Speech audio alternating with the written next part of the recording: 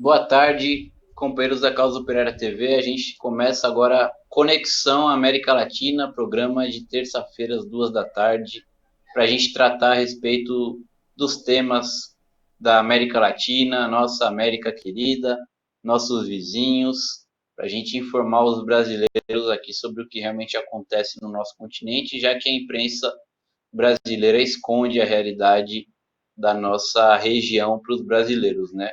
Convido vocês aí a curtirem já o nosso vídeo da transmissão 24 horas, curta à vontade, isso daí ajuda bastante no ranqueamento do nosso vídeo no YouTube.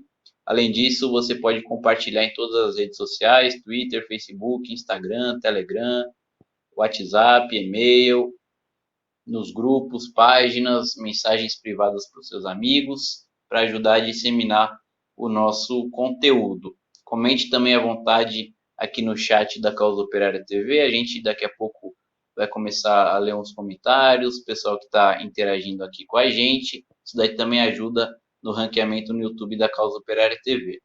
Se você não for um dos 89 mil inscritos no nosso canal, não perca tempo e já se inscreva, tem um botãozinho inscreva-se embaixo do nosso vídeo para você começar a acompanhar diariamente a Causa Operária TV. E do lado desse botão tem um botão Seja Membro para você se tornar membro do nosso canal e contribuir financeiramente com a construção dessa TV revolucionária, 24 horas por dia, 7 dias por semana, é apenas R$ 7,99 por mês. Isso daí ajuda a gente a manter essa transmissão 24 horas, a melhorar a nossa produção técnica, né?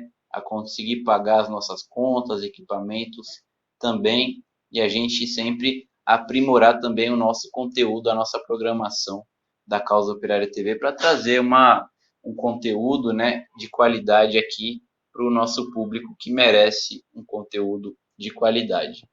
Bom, a gente vai começar falando a respeito da ajuda humanitária, quem diria, né, da Venezuela aqui para o Brasil. A Venezuela que durante tanto tempo a direita ficou enchendo o saco, falando que deveria receber ajuda humanitária, que na verdade era uma tentativa de invadir o país. A Venezuela mostra o que é uma verdadeira ajuda humanitária, enviando 130 mil litros de oxigênio para Manaus e mais de 100 médicos também.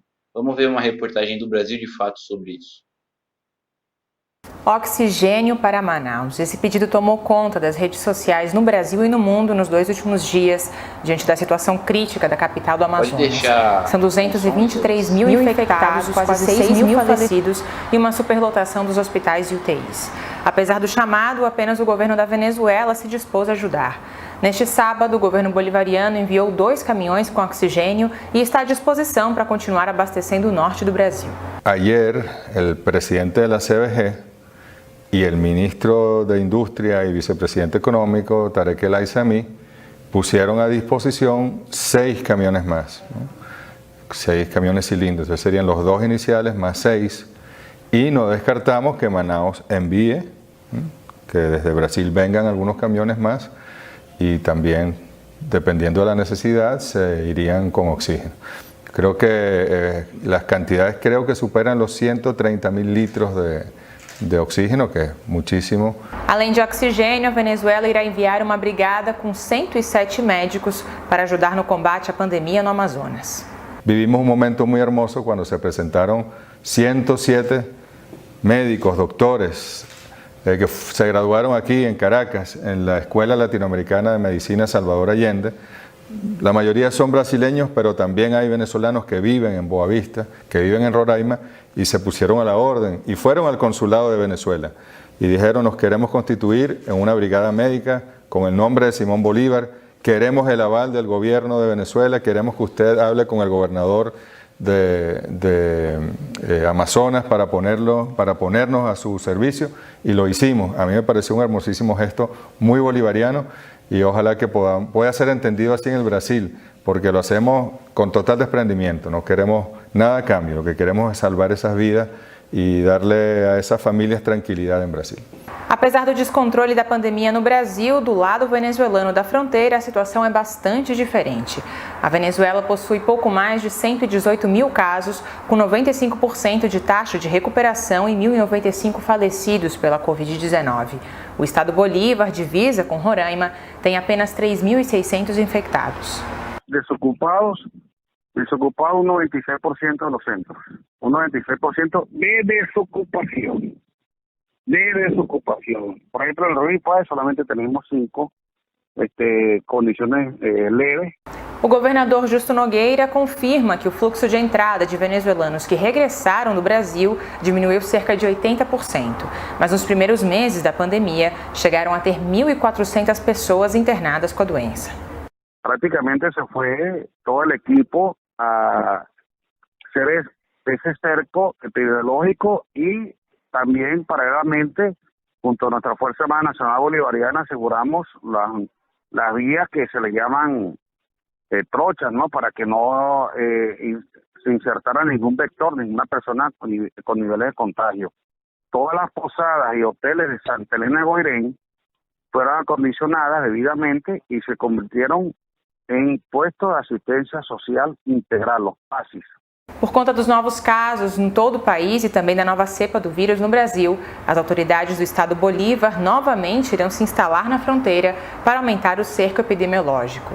Em Manaus, o governador Wilson Lima, do Partido Social Cristão, decretou toque de recolher a partir das 7 horas da noite.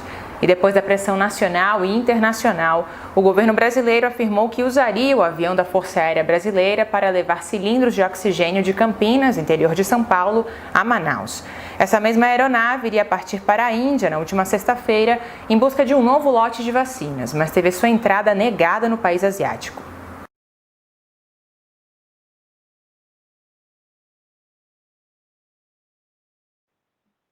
Bom, a gente tem imagens aí também dos primeiros carregamentos de oxigênio chegando da Venezuela ao estado do Amazonas. Vamos ver aí.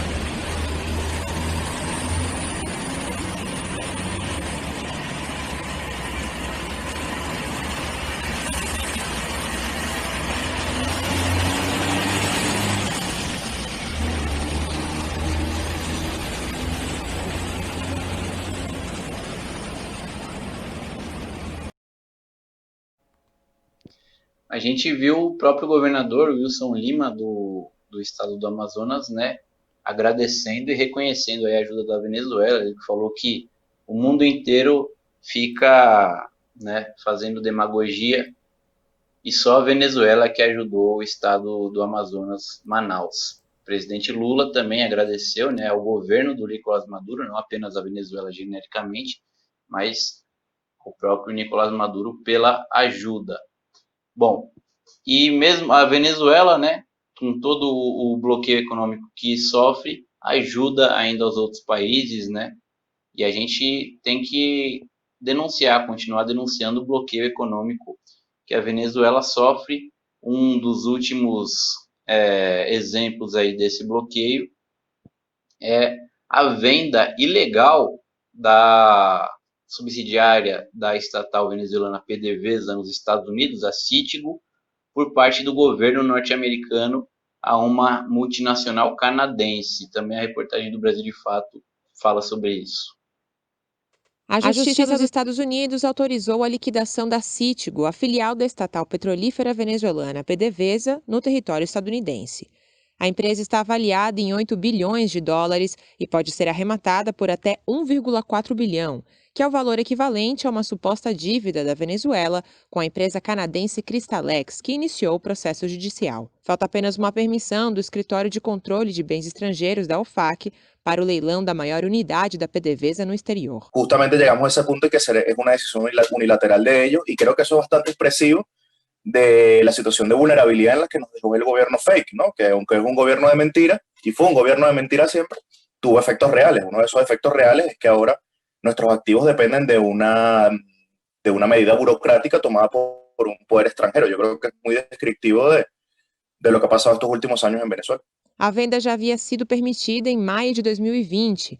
No entanto, o Departamento do Tesouro dos Estados Unidos havia impedido a execução da medida até junho deste ano, já que, se fosse executada, as maiores beneficiadas seriam a empresa russa Rosneft, a britânica Ashmore Group e a canadense Crystalex, proprietárias de cerca de 50% das ações da dívida da PDVSA no mercado bursátil internacional. Isso não é nada mais tema de vender as ações e de quién toma la compañía, sino de que no caiga en un país visto por ellos como un rival geopolítico. Desde 2019, a Citgo é controlada por diretores indicados pelo líder opositor Juan Guaidó, que nomeou para defender a Venezuela, no caso da Citgo, um procurador que, no passado, já havia atuado como advogado da empresa demandante. Além disso, o próprio FBI realizou investigações que apontavam que Guaidó e seu aliado político, Leopoldo Lopes, haviam contratado laranjas para comprar ações da empresa e, mais tarde, se beneficiar com a sentença judicial. Dessa forma, o caso se tratava de uma morte anunciada. Esta sentencia, en las horas agónicas del saliente gobierno de Donald Trump, confirma que las relaciones internacionales de esta administración las impulsa el odio, el saqueo, la venganza y el abuso de poder como ejercicio criminal del poder público. A Citgo é considerada o maior bem público da Venezuela no exterior. Com uma produção de cerca de 700 mil barris de petróleo diários, a Citgo teve um lucro de 246 milhões de dólares em 2019. A filial da PDVSA tem 3 refinarias, nos estados do Texas, Illinois e Louisiana, 3 pontos de abastecimento de combustível e quase 5 mil postos de gasolina. Emprega cerca de 5 mil pessoas e é responsável por 4% do refino de petróleo nos Estados Unidos.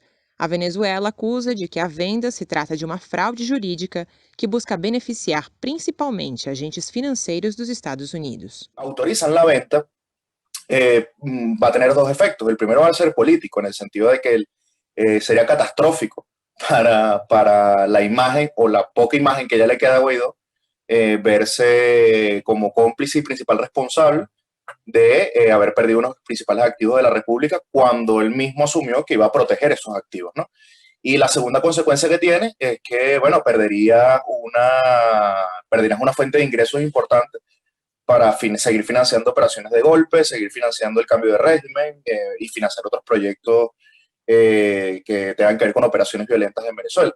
Entonces yo creo que hay un juego donde también hay muchas contradicciones.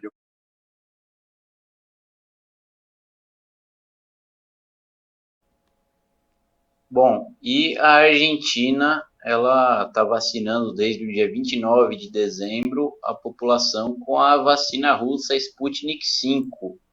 E os profissionais da saúde foram os primeiros a serem vacinados. Tem uma reportagem também do Brasil de Fato a respeito da vacinação com a Sputnik V na Argentina. Vamos ver.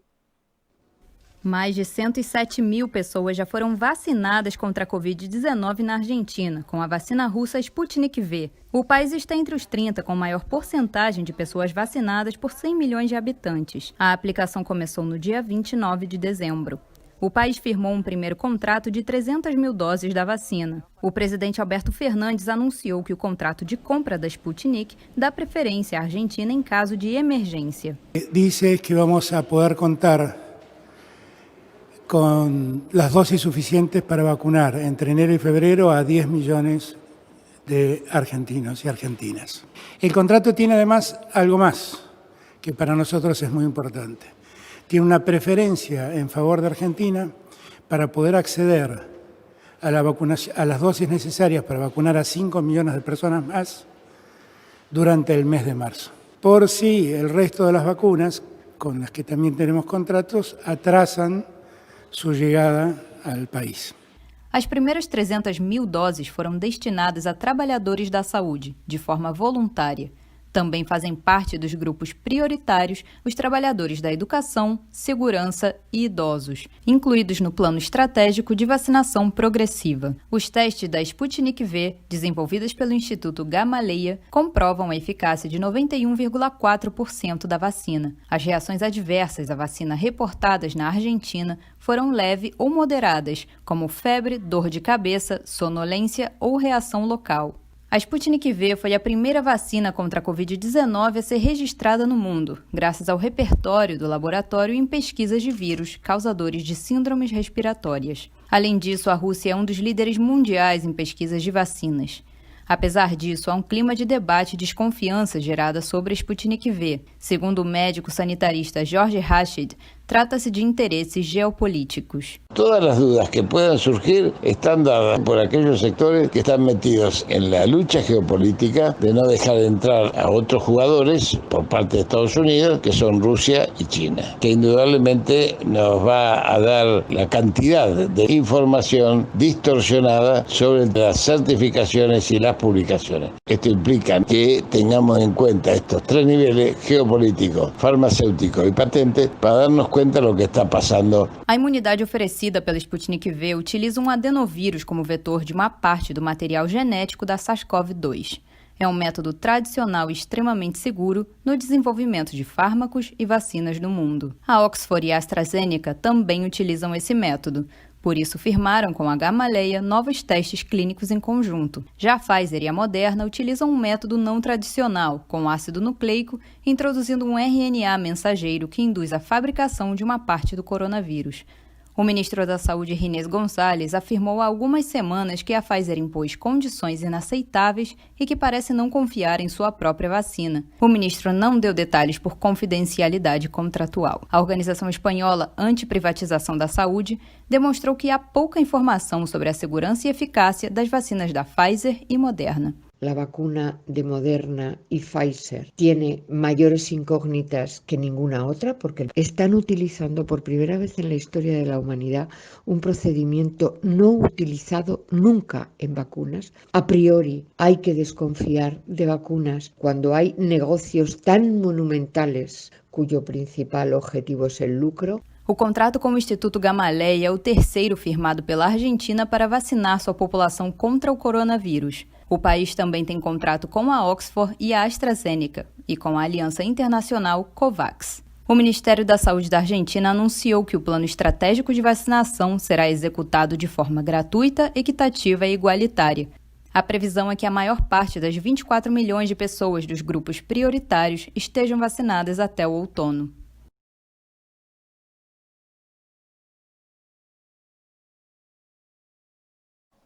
Bom, ainda na Argentina, no último sábado, houve manifestações pela liberdade da ativista Milagros Sala, presa política há 5 anos. Os protestos ocorreram em Buenos Aires e também na cidade de Jujuy, onde ela foi presa em 2016, por se manifestar contra o governo daquela província. A gente vai falar sobre justamente a questão da Milagros Sala, presa política argentina, que no Brasil não é muito bem conhecida a história dela. A gente vai conversar agora com a Tânia Ferreira, que é ativista do movimento de apoio a Milagros Sala, direto da Argentina. Muito boa tarde, Tânia. Obrigado pela sua participação aqui na Causa Operária TV. Boa tarde, a Causa Operária TV. Boa tarde, Brasil. E muito obrigado pelo convite. É um prazer e uma honra falar da Milagros Sala. Ô, Tânia, explica pra gente em quais condições é que a Milagros Sala foi presa, o que ela estava fazendo. Ela estava se manifestando, fazendo parte de uma manifestação dos movimentos sociais e do movimento que ela lidera, né, o Tupac Amaru, contra o governo de Jujuy, e acabou sendo presa, e há 5 anos ela tá presa. Primeiro presa mesmo, né, e depois como em prisão domiciliar. Primeiro, para entender o porquê, né? Milagro Sala é uma pessoa maravilhosa em termos de humanidade. Ela resgatou uma cidade inteira, né, através da organização Tupac Amaru, da qual ela é líder. Ela vinha num processo junto com o governo de Néstor e de Cristina, e ela foi, e aí mudou o governo, né? E aí ela foi se manifestar e pedir, manifestação para pedir um diálogo com o novo governo, né? Que mudou o governo, e ela foi lá se manifestar e pedir um diálogo com o novo governo. Por quê? Porque na época de Néstor e Cristina, o que essa mulher, né, fantástica fez? Ela simplesmente, com o dinheiro do Ministério de Desenvolvimento, né, que tem os programas assistenciais, ela transformou essa cidade e transformou as pessoas em sujeitos de direito e deu dignidade. Como? O aporte do Ministério do Desenvolvimento foi para uma área de Jujuy, do Nordeste de Jujuy, um lugar chamado Alto Comedeiro, e aí eles começaram a construir moradias, porque como é que era? O dinheiro vinha, não tinha atravessador, se reuniu os moradores, e os moradores foram construir suas próprias casas. E eles recebiam, porque estavam trabalhando, construindo suas próprias casas. As mulheres começaram a aprender a construção elétrica. Nesse lugar, para você ter uma ideia, depois aí disponibilizo um vídeo, foram construídas moradias, hospitais, que é postos de saúde, escolas, centro de reabilitação, piscina com climatização para centro de reabilitação, piscina para as crianças e uma área de campo de futebol. Por quê? Porque ela achava, né, digno que as pessoas que trabalhavam tinham que ter, e Jujuy é muito quente, então tinham que ter acesso às crianças, né? Acesso à piscina, aos pais estarem com as crianças no final da semana, depois do trabalho, né? A organização Tupac Amaru, ela nasceu, né, dessa organização e dessa junção do povo, né, que fazia as movimentações, que tinham as copas de leite, né? Que são copas de leite? Reuniões de pessoas que cada um juntam o que tem e começa a fazer comida para dar para as pessoas que mais necessitam, para as crianças, né? E resgatou esse projeto, Milagro Sala, resgatou uma cidade inteira, resgatou jovens da droga, resgatou a dignidade das mulheres em termos de sujeito de direito. As mulheres começaram a ter um ofício, a trabalhar com os homens começaram a respeitar as mulheres pela igualdade. Se construiu também, por ela ser indígena, né, e tem toda a história da pátria mãe, né, que tem um altar que ali se reuniam para agradecer a cultura indígena, todas as benesses que eles construíram através do seu próprio esforço. E esse trabalho vinha sendo feito, não só no Alto Comedeiro, mas depois 12 lugares diferentes também foram reproduzidos as mesmas práticas, os mesmos projetos. Isso foi uma ameaça ao poder local, né? Ameaça ao patriarcado, ameaça aos colonizadores, ameaça aos terratenentes que ali estavam. Ô, Tânia, fala. Qual que foi a desculpa que o governo de Jujuy, ou o governo nacional mesmo, encontrou para prender a Milagro Sala? Porque a gente vê que não tem desculpa nenhuma, né? Eles tiveram que inventar, forjar, né, uma acusação contra ela, né? Sim, olha só, não tem tudo que ela fez, foi exatamente, como é que eu vou dizer em português? Ela mostrou uma alternativa sem absolutamente pessoas no meio, né, que pudessem interferir e colocar o povo. Eles inventaram causas.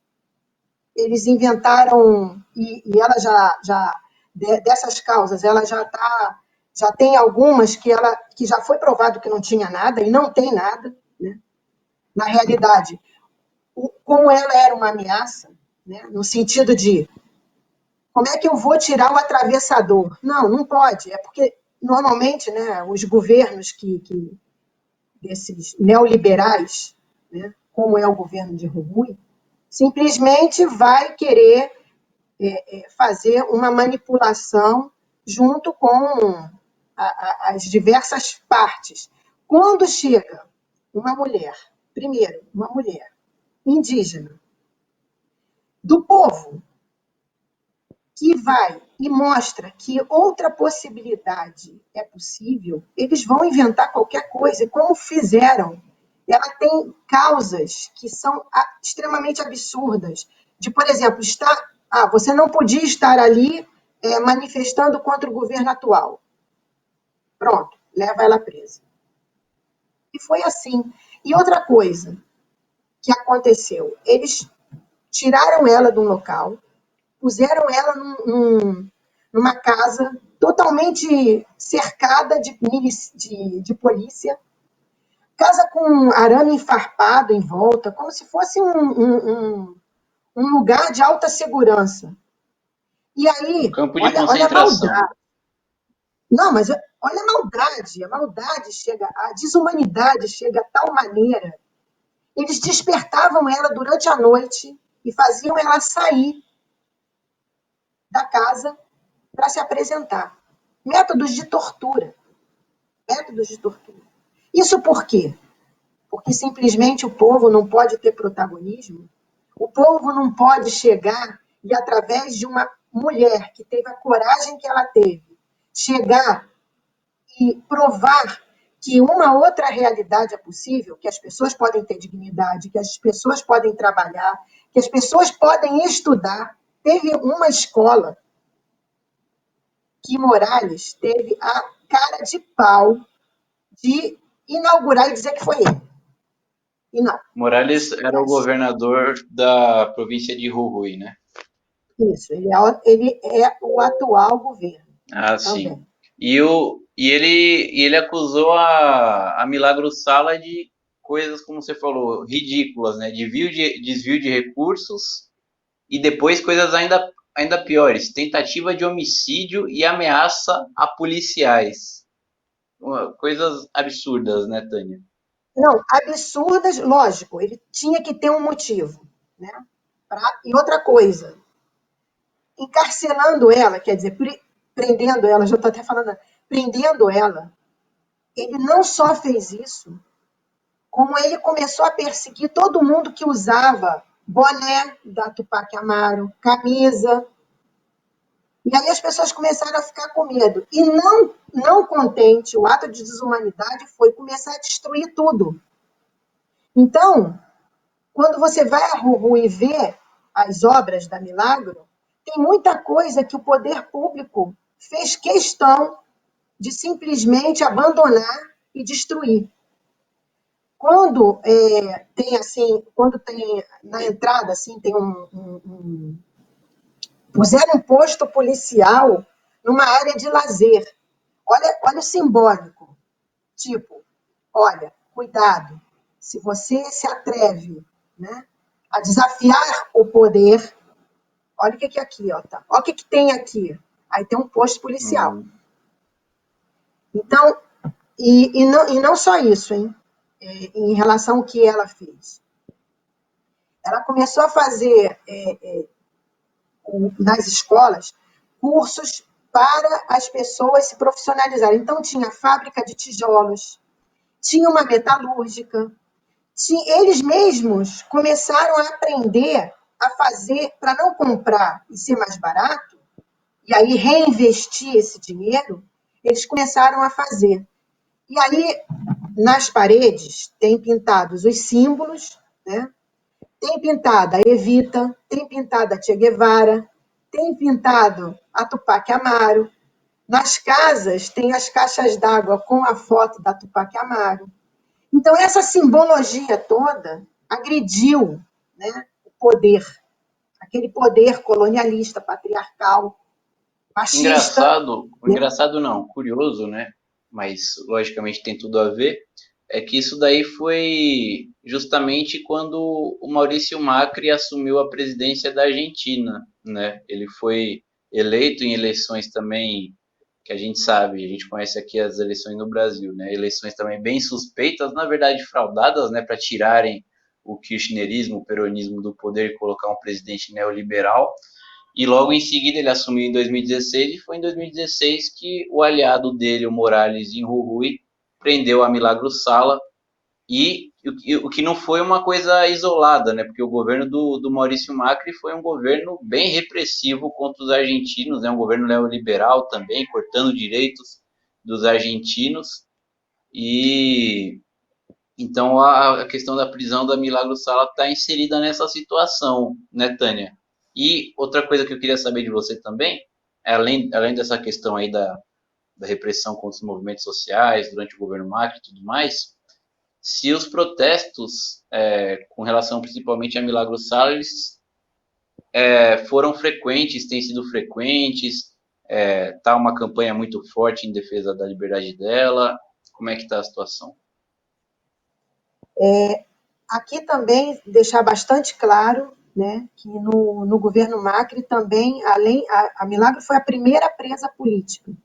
A simbologia foi primeira mulher, né, negra, indígena, pobre, né, que não é da cidade, já começa toda a linha. Depois, tem presos políticos ainda.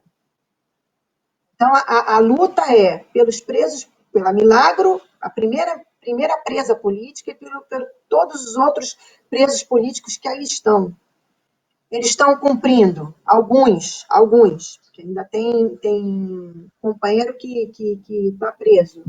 Alguns estão em prisão domiciliária, né?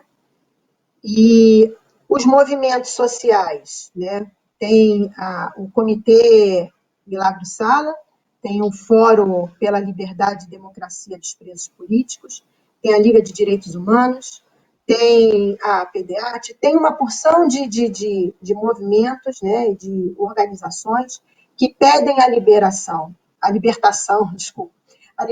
da Milagro e pedem também a libertação dos outros presos políticos.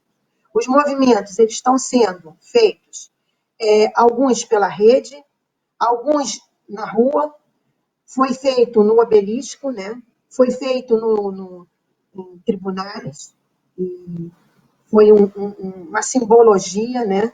Trabalhando com o lawfare, que todo mundo foi vítima de lawfare, essa nova modalidade jurídica que está invadindo a América Latina, que foi criada nos Estados Unidos, né? Que foi levada para a América Latina para derrubar os governos progressistas.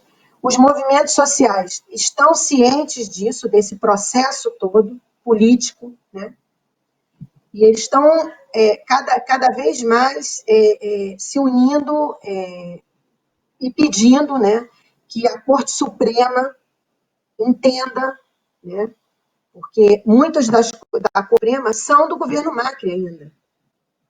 Então, a Corte Suprema, os movimentos pedem que a Corte Suprema tenha um olhar jurídico para esses casos de presos políticos. Continua sendo feito, continua as reuniões sendo feitas através das plataformas, continua o pessoal na rua, continua as pessoas usando blusa, em símbolo de manifestação, em símbolo de protesto, e agora é pressionar a Corte Suprema para ter esse outro entendimento, né, em relação a aos presos políticos que aqui estão. E fazer com que cada vez mais a gente passe história para fora, e muito obrigado à Causa Operária, para estar visibilizando a história dos presos políticos na figura da Milagro Sala para o Brasil, que a gente precisa dessa internacionalização, porque o Lula também é vítima de lawfare.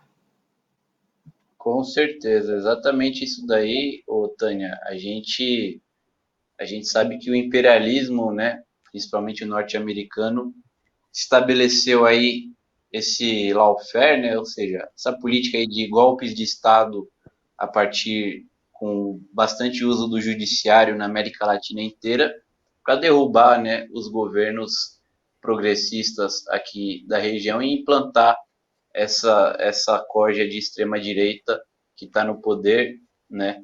E aí temos vários presos políticos na Argentina, na Colômbia, em Honduras e no Brasil, né? Vários presos políticos, inclusive o ex-presidente Lula, que agora não está na cadeia, mas ainda tem os seus direitos políticos negados, né? Ele está inelegível, então é uma luta também internacional pela liberdade de todos os presos políticos latino-americanos, presos políticos do imperialismo, do golpe imperialista que foi vítima à América Latina, e a luta dos argentinos pela libertação da Milagro Sala e de todos os presos políticos é a mesma luta dos brasileiros aqui pela liberdade dos nossos presos políticos, pela liberdade do ex-presidente Lula, pelo direito dele a concorrer em eleições, né, e pelo direito do povo poder votar também em quem ele quiser.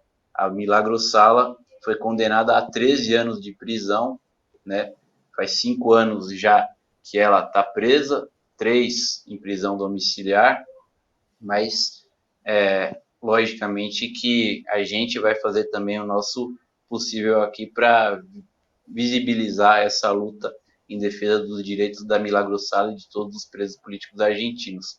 Muito obrigado, Tânia, pela sua participação, muito especial aqui, para trazer essas informações para os brasileiros. E o pessoal aqui que acompanha a gente expressa também a solidariedade à Milagro Sala. Aqui a Xinha Bach comenta: liberdade a Milagro, liberdade ao Assange, outro preso político do imperialismo também, né? E o Lino Alves comenta: essa mulher é uma heroína, é uma guerreira. Valeu, então, pessoal, pelos comentários, e obrigado novamente a Tânia pela sua participação, Tânia. Valeu mesmo, obrigado. Muito obrigada à Causa Operária e à Conexão América Latina. Estamos aqui à disposição para divulgar e a luta, né? A luta dos movimentos sociais e sem presos políticos. E tem uma frase muito importante, né? Não há democracia com presos políticos. E assim eu fecho. Exatamente. Perfeito. Obrigado, Tânia. Seja sempre bem-vinda aqui à Causa Operária TV. Bom, o Samuel Salimen comenta aqui com a gente, Arthur Freitas também, o Adriano Teixeira, Elizabeth Novi também aqui com a gente, falando também da questão da Venezuela. Bom, a gente tem no nosso programa, desde a semana passada, 2 colunas, né? Já tínhamos a coluna da Márcia Chueri,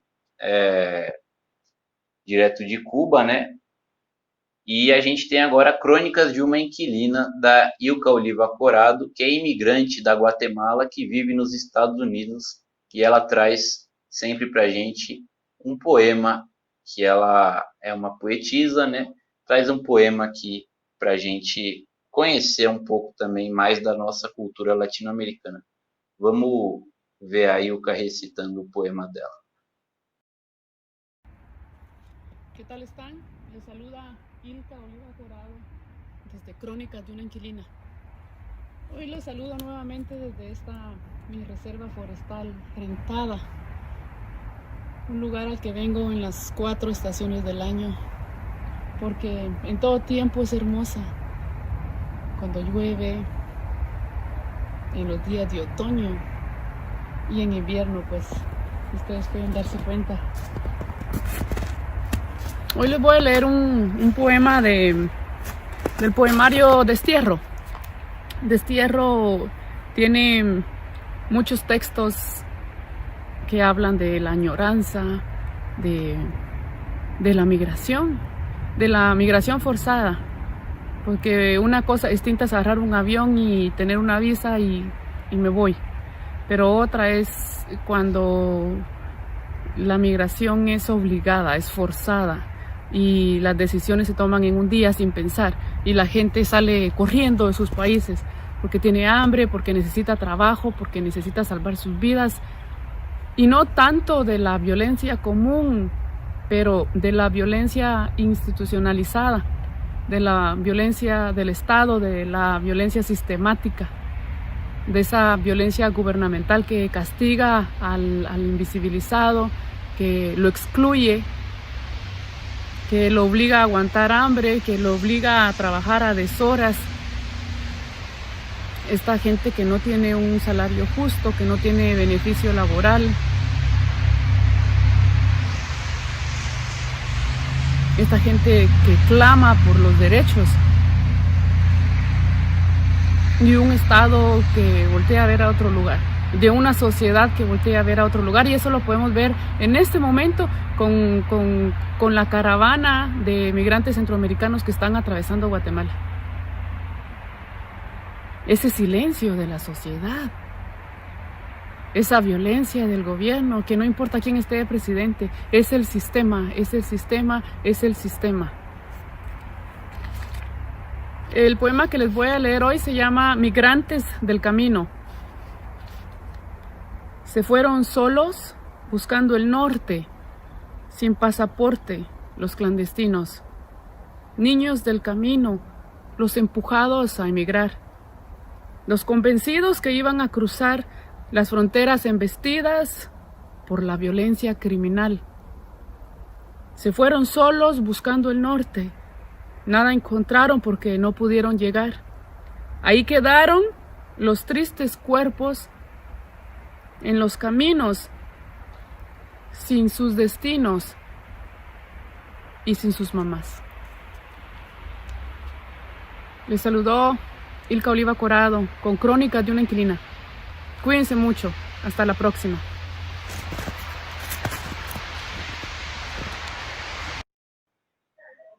Muito obrigado, Ilka. Nevando lá em Chicago. Agora a gente tem a outra coluna, a coluna da Márcia Chueri, Notícias de Cuba, falando sobre os maiores terroristas da humanidade acusando Cuba de terrorismo. Vamos lá.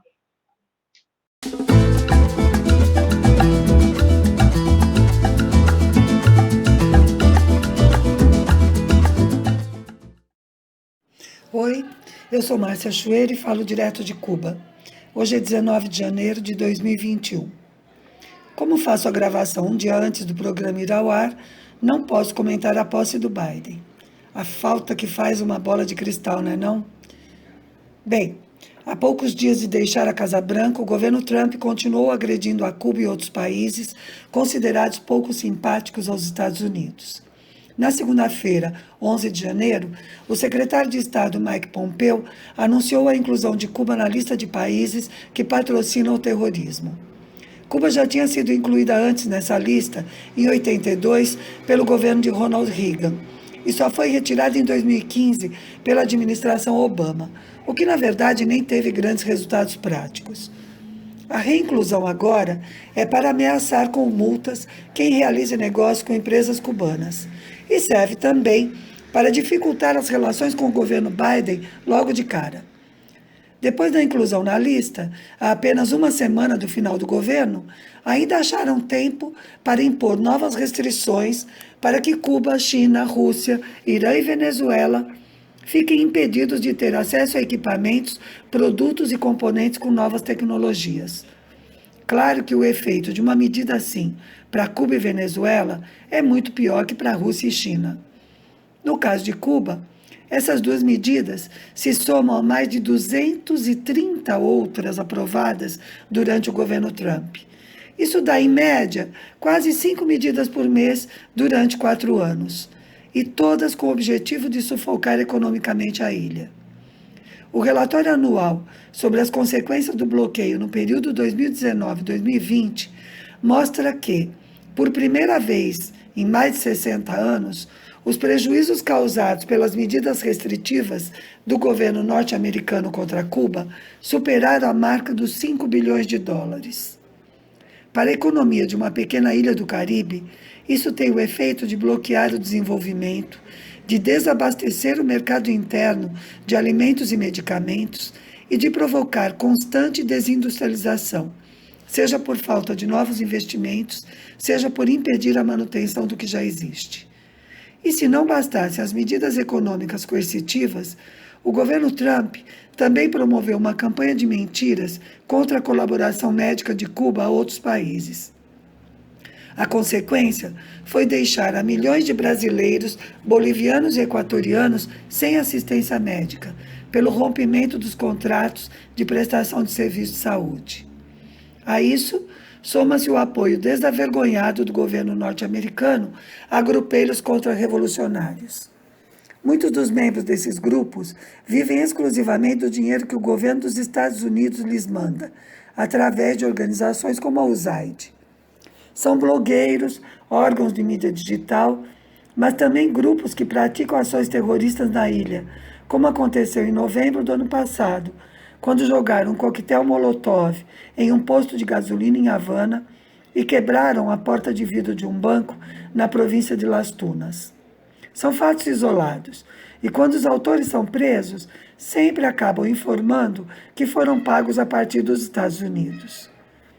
Isso torna ainda mais cínica a inclusão de Cuba na lista de países patrocinadores do terrorismo, quando os Estados Unidos são o país que mais financia o terrorismo pelo mundo, seja por grupos, seja o terrorismo de Estado, como o de Israel. Bom, aqui na ilha, o ordenamento econômico está causando alguma polêmica. Ainda é cedo para análises, não tem nem um mês, mas as pessoas estão inquietas com o aumento de alguns preços, embora todos os salários, pensões e contribuições também tenham aumentado proporcionalmente. O governo tem reiterado a posição de que ninguém sairá prejudicado e todos que necessitem serão protegidos. Os casos particulares estão sendo estudados e resolvidos individualmente.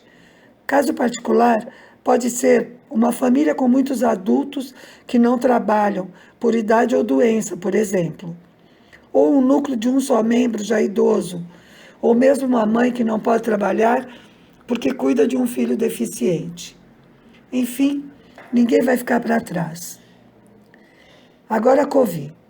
O número de positivos do domingo mostrou uma queda em relação aos dias anteriores. Esperamos já ter passado o pico desta terceira onda, que teve origem nos viajantes que chegaram do exterior já contaminados. Com a exigência do PCR do país de origem, que começou no dia 10 de janeiro, a tendência é que os números caiam mesmo, mas os efeitos do aumento de contágio duram semanas. Esta onda está sendo realmente pior que as duas anteriores. Os números são bem mais altos. A taxa de falecimentos também subiu. Além disso, há mais casos de menores contaminados, o que reflete menor percepção de risco.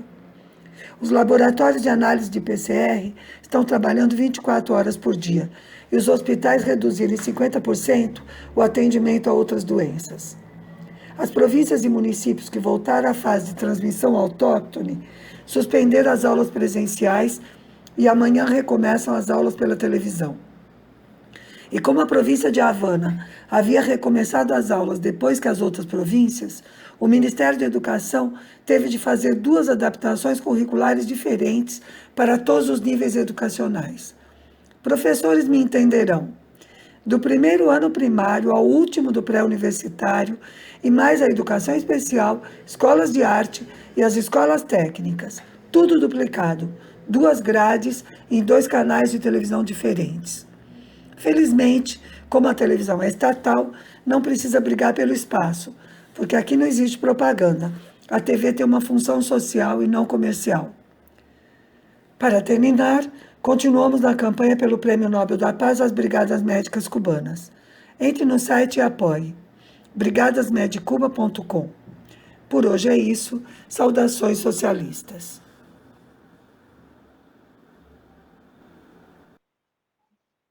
Valeu, muito obrigado, Márcia. Para a gente terminar, gostaria de lembrar que às 4 da tarde tem Análise Política na TV 247 com Rui Costa Pimenta, transmitida simultaneamente aqui na Causa Operária TV. E às 7 da noite tem a 5ª aula do curso O que foi o Stalinismo, uma análise marxista, na plataforma da universidademarxista.pco.org.br, curso ministrado também pelo Rui Costa Pimenta, que tem mais de 1.000 participantes. Você também pode se inscrever acessando universidademarxista.pco.org.br. No site existem também verbetes, biografias, livros, textos de Trotsky, Lenin, Marx, Engels, sobre a questão do socialismo, do marxismo, do stalinismo também. Tem grupos de discussão. No último domingo houve aí a realização já do primeiro grupo de discussão a respeito do conteúdo do curso. Então é um curso sensacional, vai durar os meses de janeiro e fevereiro. Todo mundo pode participar pela internet, estando em qualquer estado do país ou então em qualquer lugar do mundo também. A gente fica por aqui no Conexão América Latina, que volta na próxima terça-feira às 2 da tarde ao vivo na Causa Operária TV. Até mais.